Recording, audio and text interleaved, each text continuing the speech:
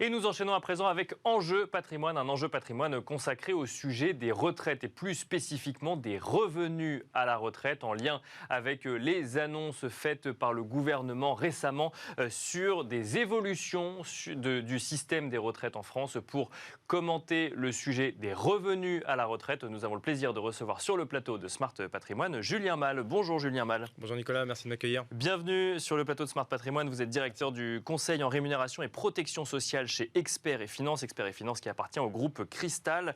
On trouvait intéressant de revenir avec vous sur ce sujet des revenus à la retraite dans un contexte de réforme des retraites portée par le gouvernement. Alors, les annonces qui ont été faites par le gouvernement et notamment par Elisabeth Borne mentionnent un âge légal de départ à la retraite à 64 ans à partir de 2030, donc un recul de 2 ans, 43 années de durée de cotisation, donc qui a un délai qui augmente un peu à partir de 2027 et la fin des régimes spéciaux pour tous les nouveaux contrats signés. On ne va pas commenter ici cette réforme, elle va évoluer. En revanche, ce qui nous intéresse, c'est le sujet des revenus à la retraite. Pourquoi ? Parce que dans les explications, et voire même d'ailleurs dans les contradictions apportées à cette réforme des retraites, il y a un sujet qui revient souvent, une notion qui revient souvent, c'est ce sujet d'équilibre financier ou de déséquilibre financier en matière de système de retraite par répartition en France. Et quand on suit ça d'un peu loin en tant qu'épargnant ou même de très près, ça peut générer une inquiétude qui est: est-ce que mes revenus à la retraite peuvent être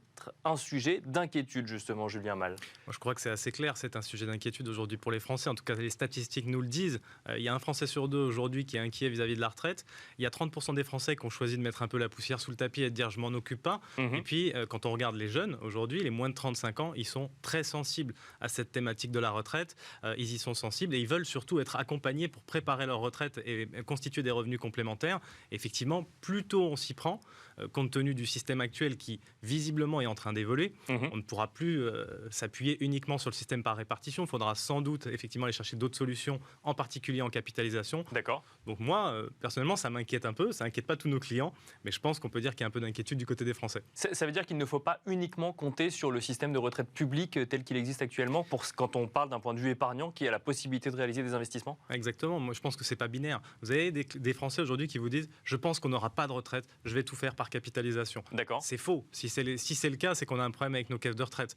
Vous en avez d'autres, par contre, qui aujourd'hui ont compris, je pense qu'il faut être proactif pour constituer des revenus complémentaires, mais qu'on va pouvoir malgré tout s'appuyer sur notre système de retraite par régime obligatoire.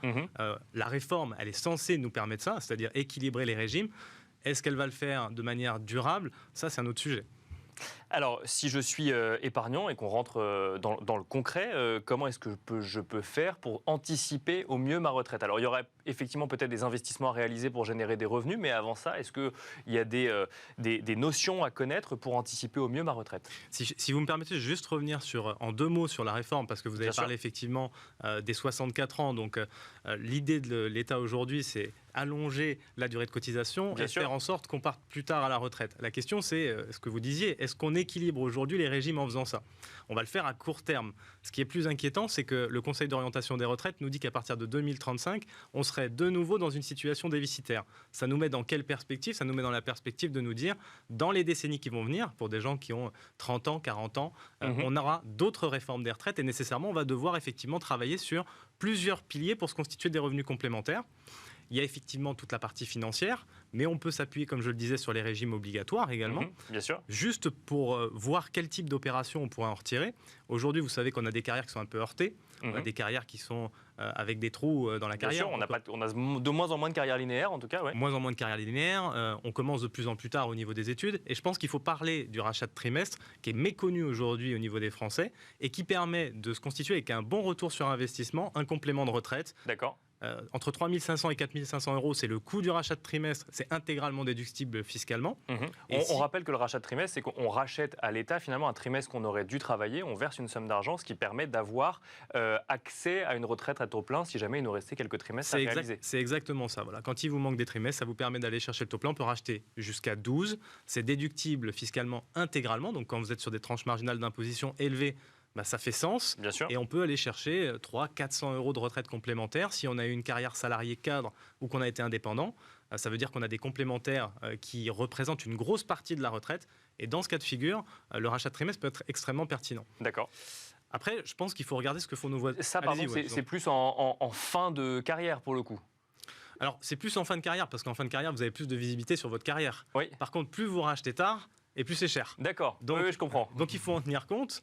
Si par exemple, je sais que j'ai fait des études longues, il y a de fortes probabilités, et maintenant en plus, il va falloir travailler plus longtemps, bien sûr, plus loin, donc il y a de fortes probabilités que ce soit pertinent de pouvoir racheter des trimestres. Mais donc si j'ai 40 ans et que j'ai été un an au chômage, mettons, il faut peut-être que je me pose la question de racheter ces 4 trimestres dès aujourd'hui plutôt que d'attendre effectivement la fin de ma carrière où il faudrait que je travaille un an de plus, par exemple. Si j'ai été au chômage, il y a de fortes probabilités que j'ai validé mes trimestres. Bien sûr, oui, c'est vrai. Par contre, si j'ai commencé effectivement un peu plus tard parce que j'ai eu des études longues qui ont duré 3, 4, 5 ans, ça peut avoir du sens. Quand vous regardez aujourd'hui les professionnels libéraux qui rentrent dans la vie active généralement au bout de 5, 6, 7 ans après l'âge moyen, ces gens-là aujourd'hui savent qu'il va leur manquer des trimestres au moment du départ à la retraite. Donc ça peut être une idée. Alors donc ça c'est pour le rachat de trimestre, c'est peut-être la première chose à regarder effectivement. Ouais. Et ensuite comment est-ce que je fais pour préparer ma retraite? Est-ce que directement je sais pas, j'achète des biens immobiliers pour les mettre en location comme c'est le réflexe d'un certain nombre de Français aujourd'hui?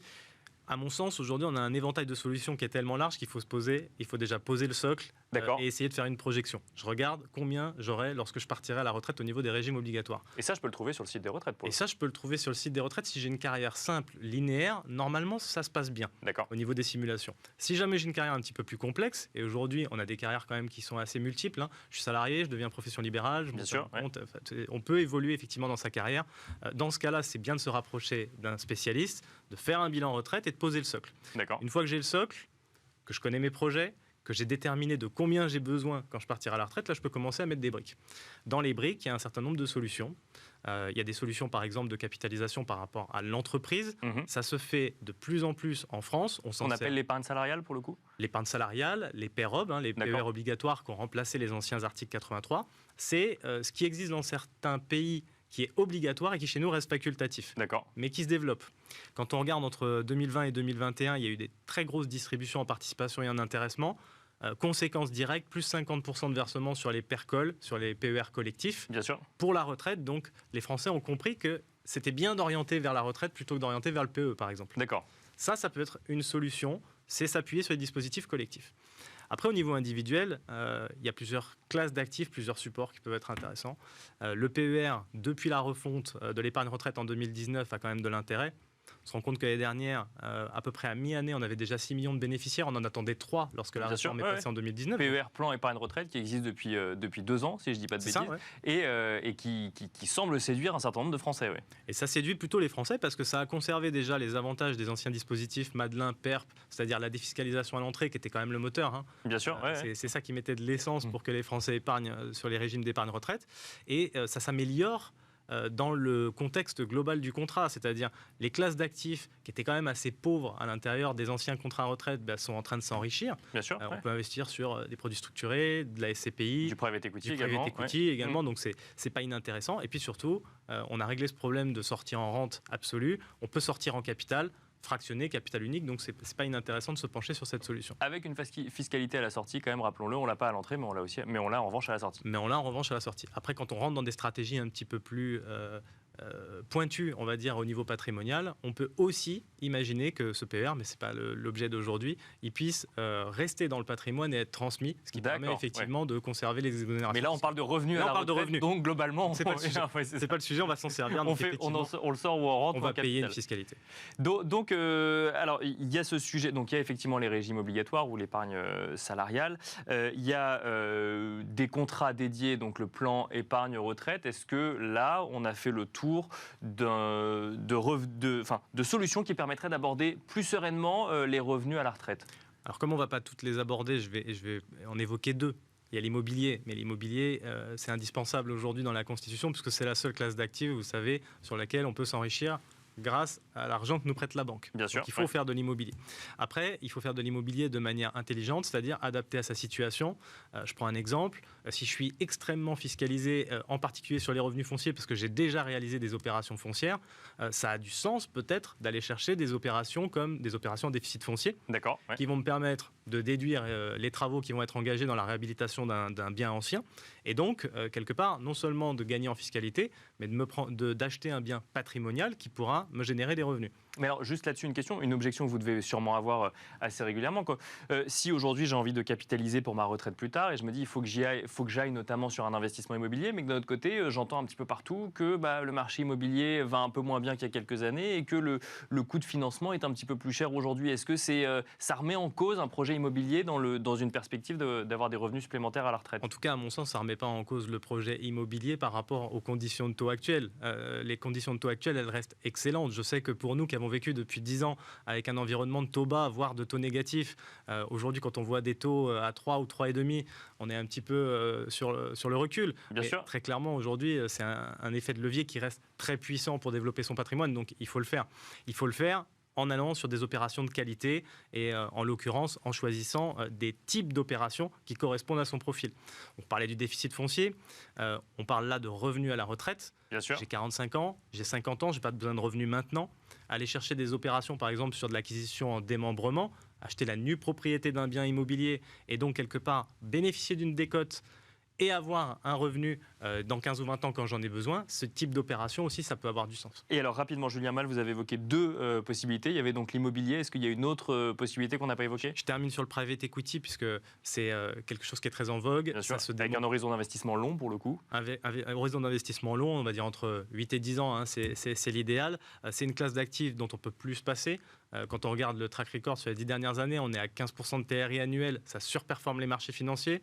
Ça nous permet de diversifier par rapport à une approche action, par exemple, puisqu'on est totalement décorrélé des marchés, on est sur du non-coté. Et puis on va avoir des sous-jacents qui vont être très diversifiés. Donc c'est une manière aussi d'aller générer de la plus-value sur des actifs comme les infrastructures, le sous-jacent immobilier, et évidemment le corporate qui représente la majorité des opérations private equity.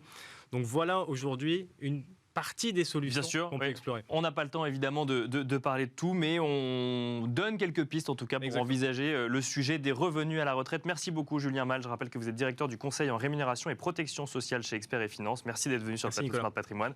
Et merci à vous de nous avoir suivis. On se retrouve très vite sur Bismart.